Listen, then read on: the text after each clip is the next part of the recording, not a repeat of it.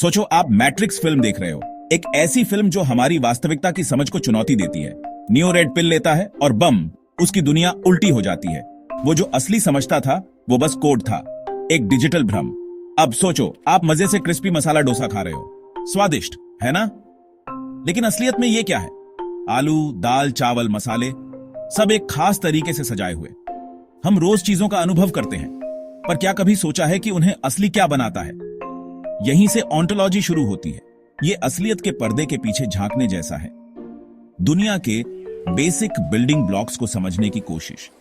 ये सवाल है कि क्या है, कैसे है और होना क्या होता है। ये कोई फिलॉसफी की बहस नहीं है। ऑन्टोलॉजी समझने से हम दुनिया को, एआई को और कहानियों को भी अलग तरह से देख सकते हैं। ये बड़े सवाल पूछने और उनके रहस्य में खो जाने के बारे में है। तो तैयार हो जाओ, क्योंकि अब हम ऑन्टोलॉजी की दुनिया में डुबकी लगाने वाले हैं। ये एक रोमांचक यात्रा होगी। चलिए इस सफर की शुरुआत करते हैं और असलियत के मायने समझते हैं। क्या आप तैयार हैं? चलिए ऑन्टोलॉजी की इस अद्भुत दुनिया में कदम रखते हैं। ये कोई साधारण विषय नहीं है, लेकिन ये हमारी सोच को विस्तार देने वाला है। ऑन्टोलॉजी की समझ से हम न केवल अपने आसपास की दुनिया को, बल्कि खुद को भी बेहतर समझ सकते हैं। ये एक ऐसा सफर है जो हमें हमारे अस्तित्व के गहरे रहस्यों तक ले जाएगा। तो चलिए इस रोमांचक यात्रा की शुरुआत करते हैं और ऑन्टोलॉजी की गहराइयों में डुबकी लगाते हैं। एक ब्लूप्रिंट के बारे में सोचो। ये एक बिल्डिंग का नक्शा होता है जो स्ट्रक्चर, मटेरियल और सब कुछ कैसे जुड़ा है दिखाता है। ऑन्टोलॉजी असलियत का ब्लूप्रिंट है। ये होने का अध्ययन है। क्या है? हम उन चीजों को किन कैटेगरी में रख सकते हैं और वो कैटेगरीज एक दूसरे से कैसे जुड़ी है। ये रियलिटी के असली नेचर, उसके फ्रेमवर्क को समझने के बारे में है। ये ऐसे सवाल पूछता है, ऑब्जेक्ट्स क्या है, प्रॉपर्टीज क्या है, टाइम क्या है, स्पेस क्या है, इंसान, जगह या आइडिया होना क्या है। ऑन्टोलॉजी थोड़ा मुश्किल लग सकता है, पर हम सब इससे रोज डील करते हैं। जब हम चीजों को कैटेगराइज करते हैं, डिसीजन लेते हैं या दुनिया को देखते हैं, तो हम ऑन्टोलॉजिकल कॉन्सेप्ट्स यूज करते हैं।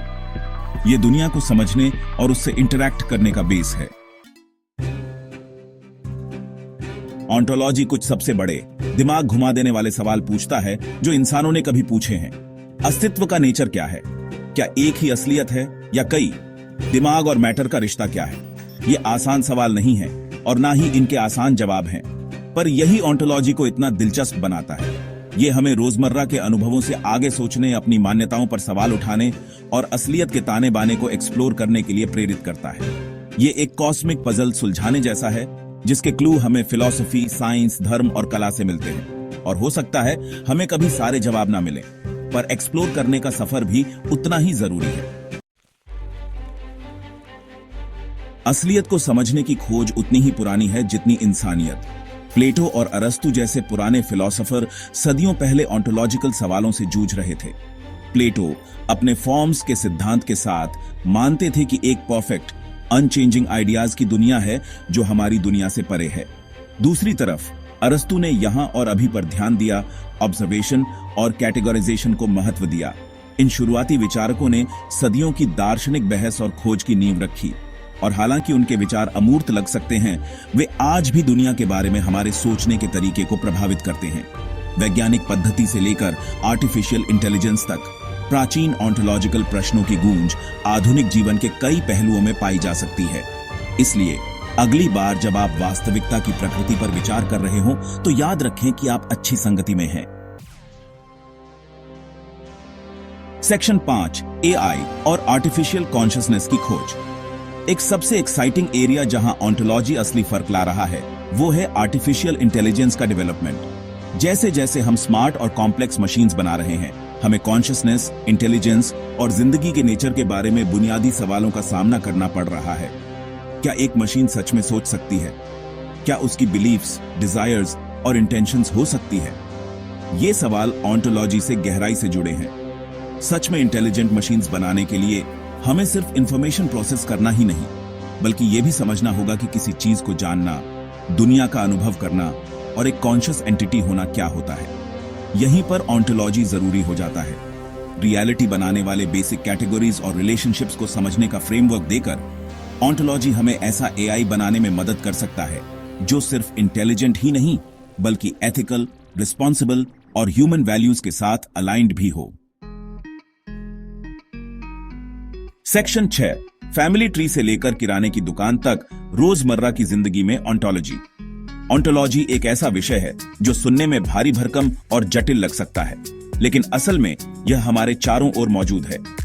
ऑन्टोलॉजी एक भारी भरकम एब्स्ट्रैक्ट कॉन्सेप्ट लग सकता है, लेकिन यह असल में हमारे चारों तरफ है।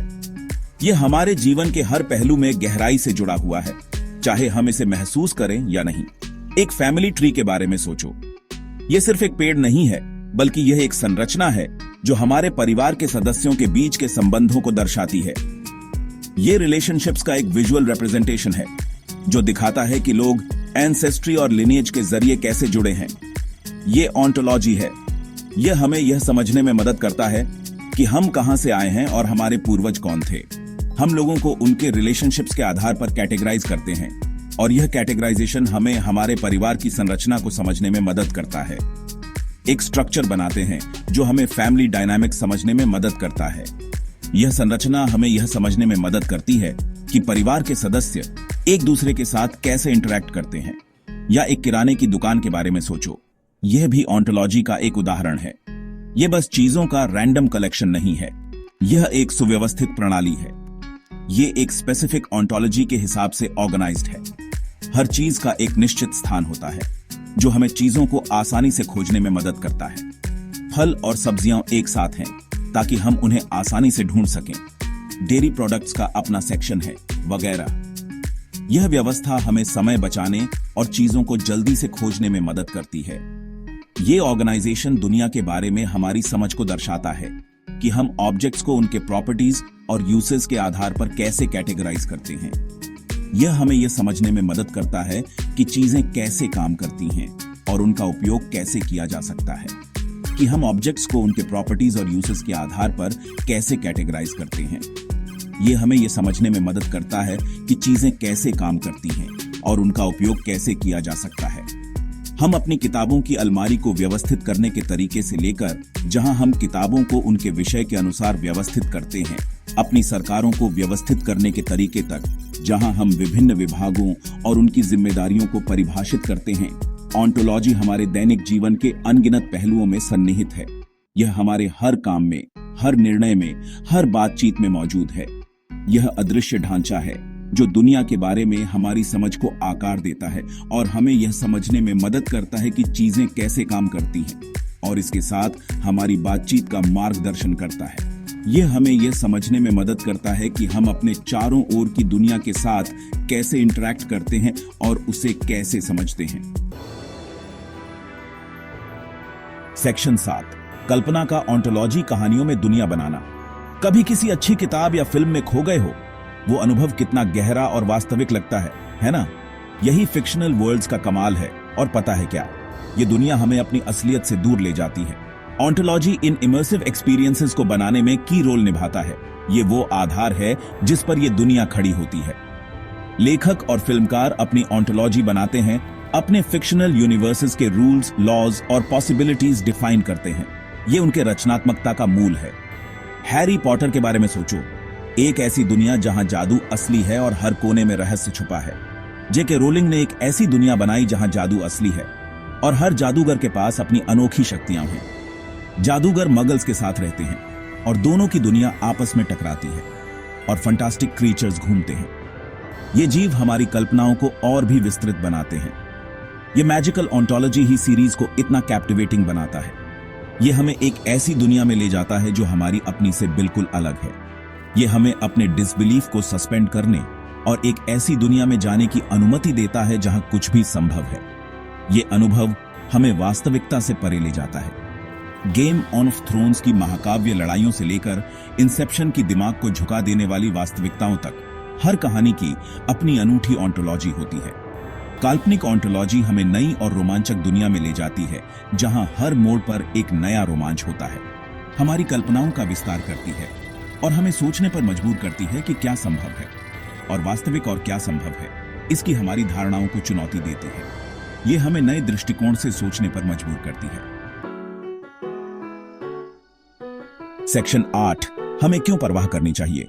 तो हमने ऑन्टोलॉजी के बारे में एक्सप्लोर किया है, लेकिन आप अभी भी सोच रहे होंगे, मुझे परवाह क्यों करनी चाहिए? देखिए, बात यह है, ऑन्टोलॉजी समझना सिर्फ एकेडमिक क्यूरियोसिटी नहीं है, इसके रियल वर्ल्ड इंप्लीकेशंस हैं। यह आकार देता है कि हम खुद को, ब्रह्मांड में अपनी जगह और टेक्नोलॉजी के साथ अपने रिश्ते को कैसे समझते हैं। यह हमारे वैल्यूज, बिलीफ्स और एक्शंस को प्रभावित करता है। ऑन्टोलॉजिकल सवालों से जूझकर हम ज्यादा कॉन्शियस, ज्यादा क्रिटिकल थिंकर्स और दुनिया के ज्यादा रिस्पॉन्सिबल सिटीजन्स बनते हैं। इंफॉर्मेशन से भरी और तेजी से टेक्नोलॉजिकल एडवांसमेंट से चलने वाली दुनिया में रियलिटी के नेचर के बारे में क्रिटिकली सोचने की क्षमता पहले से कहीं ज्यादा जरूरी है। ऑन्टोलॉजी हमें इस कॉम्प्लेक्स लैंडस्केप को नेविगेट करने, इन्फॉर्म्ड डिसीजंस लेने और अपने वैल्यूज के साथ अलाइंड फ्यूचर बनाने के टूल्स देता है। सेक्शन 9, सवाल करते रहो, एक्सप्लोर करते रहो। ऑन्टोलॉजी का सफर कभी खत्म नहीं होता। हमेशा ज्यादा सवाल, ज्यादा रहस्य सुलझाने और रियलिटी के ज्यादा लेयर्स अनकवर करने को होंगे। पर यही इसकी खूबसूरती है। ये एक लाइफ लॉन्ग परस्यूट है, क्यूरियस रहने, अपनी असम्पशंस को चैलेंज करने और अस्तित्व के अजूबों को एक्सप्लोर करते रहने का न्योता। इसीलिए अगली बार जब आपका सामना किसी ऐसी चीज से हो जो आपको रियलिटी के नेचर पर सवाल करने पर मजबूर करे, तो उससे दूर मत भागो। रहस्य को अपनाओ, बड़े सवाल पूछो और जवाब ढूंढते रहो। आपको पता नहीं आप रास्ते में क्या इनक्रेडिबल इनसाइट्स अनकवर कर सकते हैं। याद रखें, ब्रह्मांड एक विशाल और अद्भुत जगह है और हम अभी इसके रहस्यों की सतह को ही खरोंचना शुरू कर रहे हैं। इसलिए अपने दिमाग को खुला रखें, अपनी जिज्ञासा को जीवित रखें और ऑन्टोलॉजी की आकर्षक दुनिया की खोज कभी बंद न करें।